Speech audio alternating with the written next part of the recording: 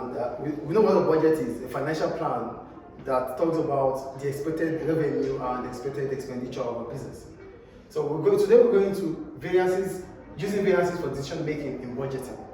When we talk about variances are simply the difference between the actual figure we have as a business, the actual outcome, and the budgeted figure. So the difference between the actual outcome and the budgeted figure is the variance. So how do we use this in making decisions? So I wrote, the final stage in budgeting control is the analysis of the variances. Variances are different combinations of data and how they are different from the actual outcome. So there's what we're going to get at the end of it all. But what did we prepare before that? So what we prepared and what we actually have is the variance. So how do we use this in making decisions? So we could have an adverse variance or a favorable one. When we have an adverse variance, it means the actual outcome is what the expected outcome is different from what we actually got. So that means we're having a negative figure from the expected to the actual one. So when we have an adverse, here I wrote, for adverse variances, they are negative outcome which must be prevented in the future. It is important for a business to take note of these adverse variances and prevent them from occurring again. So if you're having an adverse variance, it means a negative figure. So you have to figure out why you have such figure, and as soon as you figure out why you have such figure, you must ensure it doesn't happen again in the future. That's about adverse. Do we get adverse here? The expected figure is from the actual figure, negative side. So if it is negative, that means what you are expecting is you're not getting it. So what would have been the reason why you're having a negative outcome? So a negative outcome is an adverse outcome. Do you understand? So what you have to do as a business is you don't dwell on it. The only thing you have to do is figure out why you're having a negative outcome and prevent it from happening in the future. Then we have the favorable one. So if variances are favorable, a business must also take notes and ensure strategies are put in place to maintain and or exceed such performance.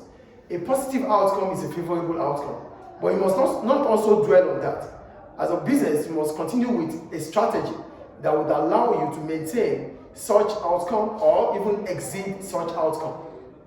Do you get it here? A negative outcome, you must prevent it from happening in the future. A positive outcome, you must maintain it and even exceed it in the future. Do we get the difference between variances now? The adverse and the favorable one. So I make an example here. When making decisions about how the business should run, when making decisions about how the business should run, information about the cause of variances are important. For example, an adverse cost variance may be caused by high prices charged by suppliers. So we might be having a negative outcome based on cost. That means if you are having a negative outcome based on cost, we call it a variance from adverse cost variance. So we are having an adverse cost variance. It might have come as a result of you buying at a higher price from your suppliers. So it means your cost of production is high. So if your cost of production is high, then you have to trace. You have to find the link to which you are having such high cost. If it is from your suppliers, it simply means you have to start looking out for a cheaper supplier so that you won't have the same negative outcome in the future. That is what adverse is about. Do we get it? A higher cost here, you try to figure out why you're having a higher cost. If it is about your suppliers, then you have to start looking for a new supplier that will give you a lower production cost. I think the point is clear about adverse. Do we understand adverse here? So we go to difficulties of budgeting.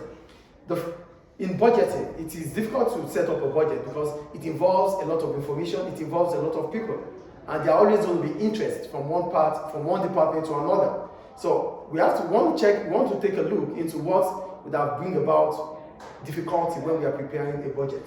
The first one is setting budgets. Setting budgets this entails different aspects that can be detrimental to the preparation of a budget. For example, conflict between departments. Each department would want a favorable budget, yes or no?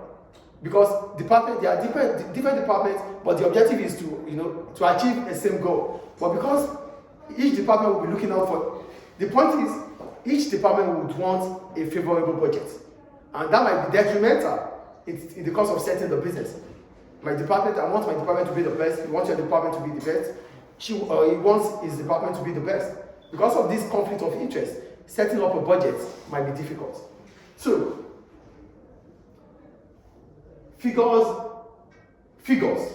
The figures are always based on forecast. They are predictions. They are not actual. So it means whatever we set as our budget, we might be having variances. The third reason here, still uncertain, time spent. It takes a lot of time when you are preparing the budget, and that time might actually be used in other aspects of the operation. So you spend more time instead of doing other things. So that's an opportunity cost, which is still part of setting the budget. And the last one is over-ambitious budget. When you set an over-ambitious budget, a budget that you cannot reach, that means what's the point of setting up a budget? You are setting a goal that is not achievable. So these are reasons why we could have difficulties when preparing a budget. That's the first one about setting the budget. The second one is motivation. Some workers are left out of the planning process. It is difficult to motivate people who are not part of the plan. I am not part of your plan, and you want to motivate me to achieve your plan. Is it going to be easy like that? I'm not part of your plan. You didn't involve me. You did not involve me when you're setting or making your plan.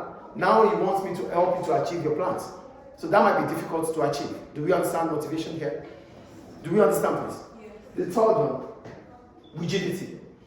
Or manipulation, sorry. Some managers set a budget that is easy to achieve, and consequently makes the department look successful, but it doesn't help the financial or the objective of the business. Some managers, they set easy objectives for themselves, so that their department will look good or successful. But looking good and successful might not be helpful for the whole objective of the organization. Do you understand the point here?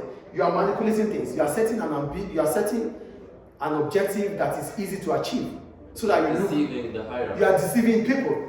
So they make you look good or successful in their eyes, but in reality, you are doing something that is detrimental to the success of the business itself. So you are looking for a shortcut to be successful. So that is manipulation. It is part of budgeting. The next one is rigidity. Budgeting can sometimes restrict some activities of a business. Oh, we have set a budget. We cannot exceed it. So every now and then we want to do something, but we're like, oh, we cannot do this because we have a budget. Oh, we have 5,000 to spend on this. We cannot exceed 5,000. But it might want you to exceed 5,000. You won't be able to exceed the 5,000 because the budget is 5,000.